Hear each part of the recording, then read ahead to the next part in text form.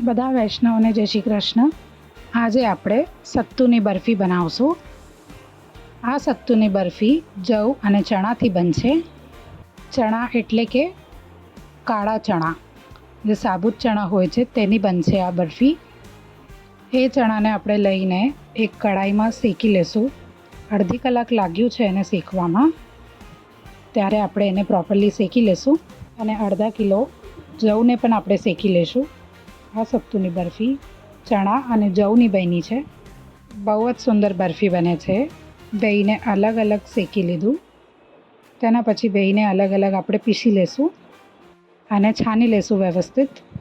આ 2 વાટકી જેટલું આપણે છાનેલું મતલબ ગ્રાઇન્ડ કરેલું સત્તુ લઈ લેશું। આ 2 વાટકી જેટલું આપણે છાનીને સત્તુ લઈ લેશું।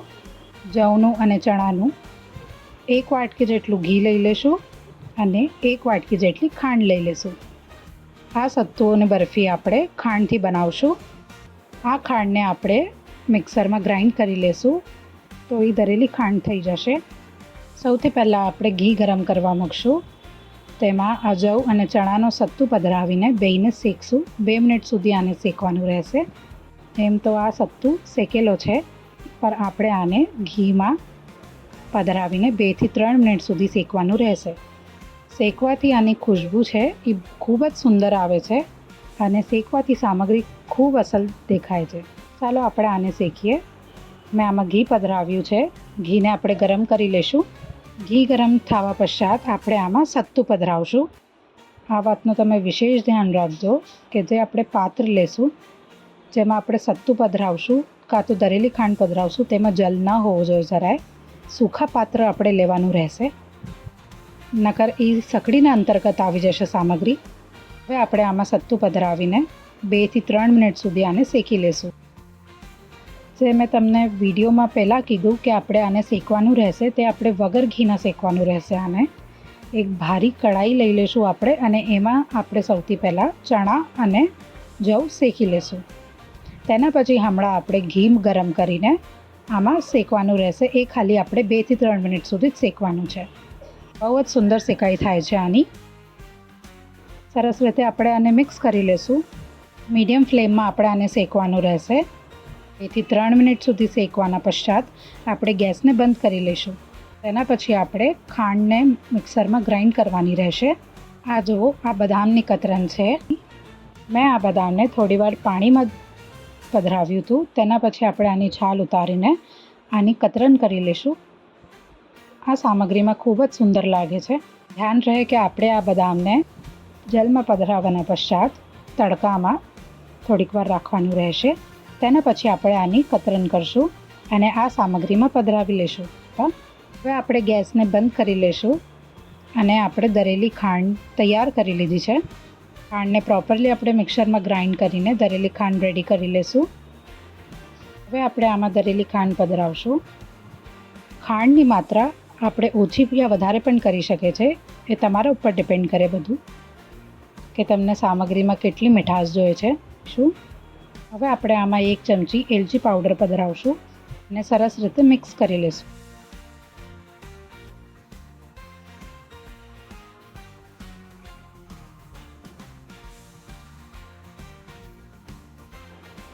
હવે આપણે એક ટ્રેમાં ઘી લગાડવાનું રહેશે અને આ સામગ્રી એમાં આપણે પધરાવશું।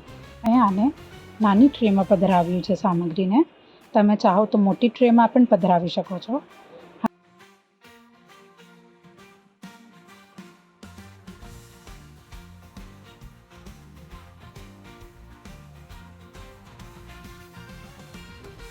હવે આપણે આ સામગ્રીને પિસ્તાની કતરન અને બદામની કતરનથી ડેકોરેટ કરશું। મેં આના ડિસ્ક્રિપ્શન બોક્સમાં સત્તુનો બેઝ આપણે કેવી રીતે તૈયાર કરવાનો છે તેની લિંક નાખી છે। તમે લોકો એને પણ જોઈ શકો છો કે આપણે સત્તુનો બેઝ કેવી રીતે રેડી કરવાનું રહેશે।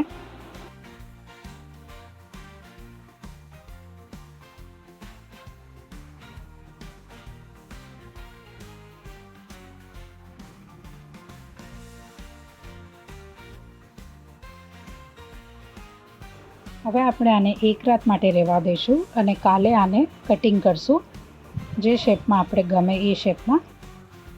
આ આપણી સત્તુની બરફી હવે ઠંડી થઈ ગઈ છે. હવે આપણે આની કટિંગ કરીએ.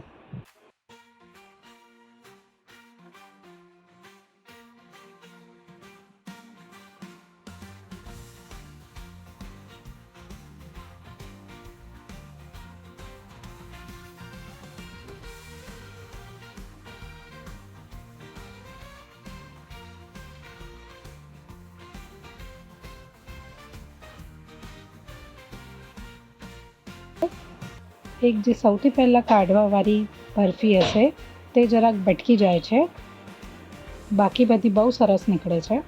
આ ટ્રેમાં તમે બટર પેપર લગાડીને પણ બરફી તૈયાર કરી શકો છો.